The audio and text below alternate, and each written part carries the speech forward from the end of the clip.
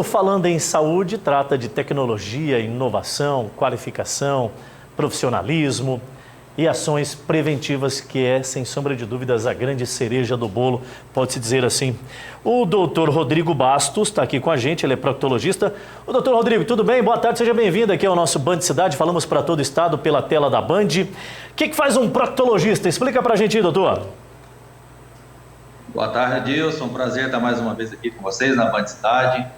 Muito bem, muito boa pergunta, né? Às vezes as pessoas confundem. Bom, o proctologista, ele é um médico que cuida de doenças do intestino, do reto e do ânus, né? Todas as doenças que cometem, principalmente o intestino grosso, o reto e o ânus. Não só as doenças orificiais, como as hemorroidas, as fissuras, as fístulas, que são o maior volume, né, das doenças proctológicas, mas também uma série de outras doenças, como doenças inflamatórias intestinais, as síndromes do intestino irritável, as intolerâncias, né, aquelas diarreias por intolerâncias à lactose, à glúten, e também, muito importante, a constipação intestinal. Perfeito. Tudo que é demais sobra, né, doutor? Então, o senhor falou de diarreia e de constipação. Não pode ser demais, mas também não pode ser de menos. E aí vem os problemas. Eu queria falar sobre constipação. Parece-me que o método preventivo para uma constipação, ele acaba sendo muito simples, mas tem gente que já tem um organismo com mais tendência de ter esse tipo de problema. Eu queria que o senhor explicasse um pouco mais sobre a constipação. Exatamente. Muito importante a gente saber entrar nesse tema. Constipação não é assim a pessoa, eu tenho constipação, então eu vou tomar ali um laxante, um chá disso, um chá daquilo, não. A constipação, ela é um sintoma de alguma doença. Não quer dizer uma doença séria, um câncer, uma coisa nesse sentido, mas uma doença que possa estar levando aquela pessoa a ser constipada. Nós temos alguns tipos de constipação. Tem pessoas, por exemplo, que não têm, o nosso intestino, ele funciona, né? Ele mexe sozinho, ele tem o movimento do intestino, ele é involuntário. E para isso precisa de nervos, de gânglios. Então tem doenças que alteram esses gânglios, que fazem com que o trânsito intestinal fique lento e com isso aquelas fezes, aquele bolo fecal, demora mais para chegar lá no reto e a função do intestino grosso é tirar água das fezes. Então quanto mais tempo essas fezes ficarem no intestino grosso, mais água vai ser absorvida e mais seca elas vão ficar. Então é uma constipação por trânsito intestinal lento. Nós temos constipações por obstrução de saída. O que é isso?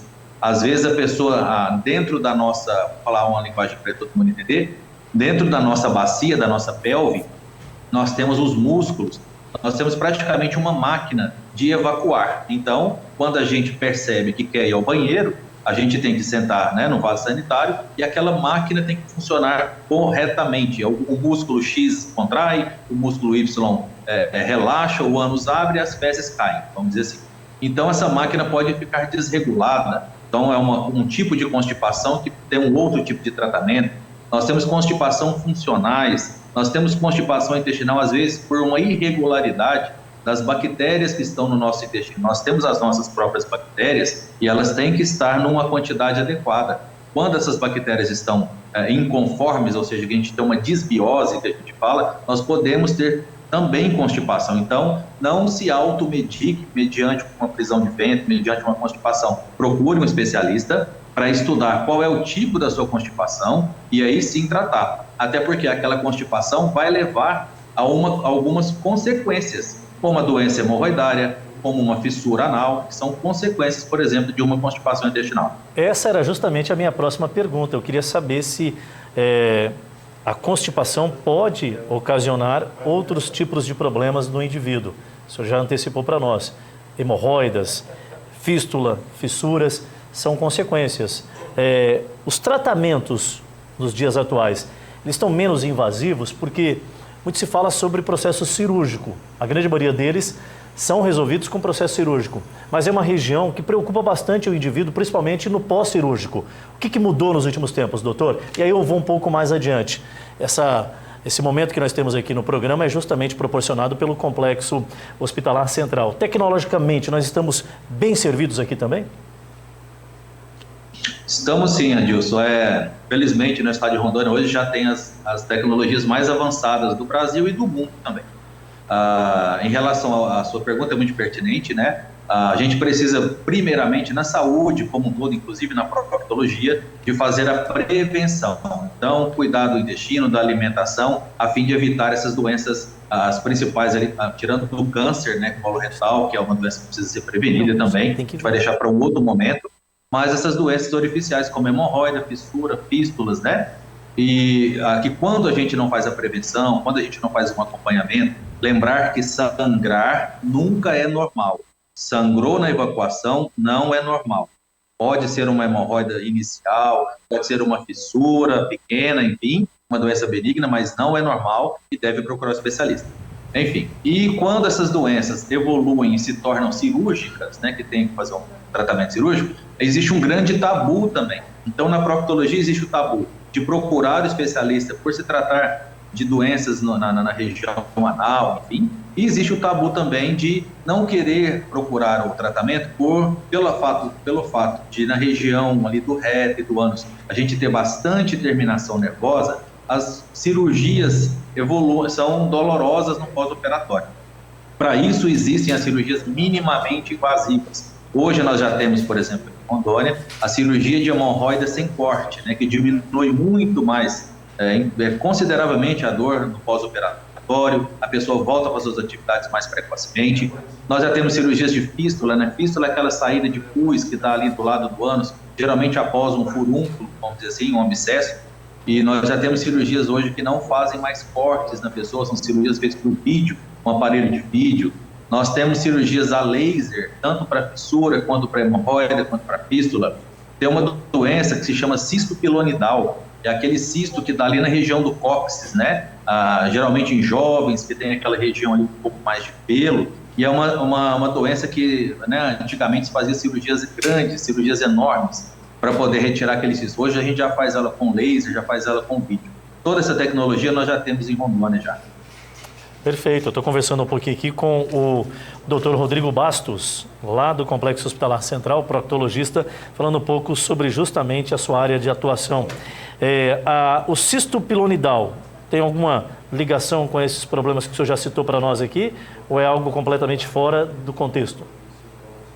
É uma doença, assim, não tem relação com a parte intestinal. Ele é um cisto, né? Ele é uma cápsula que envolve pelos. Então, geralmente acontece em pessoas jovens, que tem ali aquela regiãozinha do cóccix, né, ali em cima da nádega, mais peluda, e mediante algum tipo de traumatismo, ficar muito tempo sentado, ou algum tipo outro de traumatismo, que tem aquela fenda glútea, que a gente fala mais profunda, né, que faz aquela fricção na hora de caminhar, enfim, aquele pelo pode praticamente assim, nascer para dentro ali da pele, e ali o nosso corpo engloba aqueles pelos e forma um cisto naquela região do cóccix. Esse cisto pode infeccionar, pode evoluir para abscesso, né, virar pus ali dentro, tem que ser treinado, e ele tem que ser operado. É uma patologia cirúrgica, ele só sai dali com cirurgia.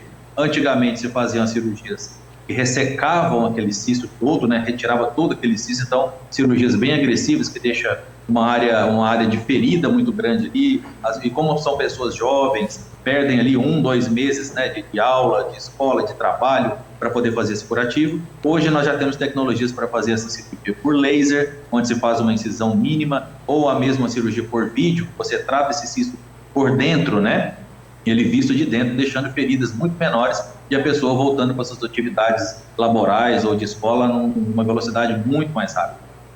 Perfeito, eu quero agradecer a participação do doutor aqui conosco, sempre muito pronto para nos atender quando é acionado. Uma boa tarde ao senhor, um bom feriado, né, que está chegando, sexta-feira agora é feriadão, e quando tiver algum tipo de novidade, o espaço aqui está sempre aberto. Grande abraço, doutor. Eu que agradeço, a Clínica Proctos, localizada no Hospital Central, também está à disposição, estamos aqui sempre à ordem para trazer essas elucidações para a nossa população. Grande abraço, um bom final de semana a todos. Doutor, o senhor tocou num assunto, pode até reforçar. Anexo ao Complexo Hospitalar Central, vocês têm um atendimento específico nessa área, é isso? A clínica fica dentro, né, fica no Hospital Central, no primeiro andar. Com vários profissionais especialistas nos mais diversos segmentos da proctologia, né?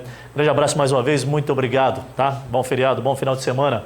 Falando em saúde aqui no Band Cidade, com o apoio todo especial do Complexo Hospitalar Central. Alô, doutor Viriato, um grande abraço.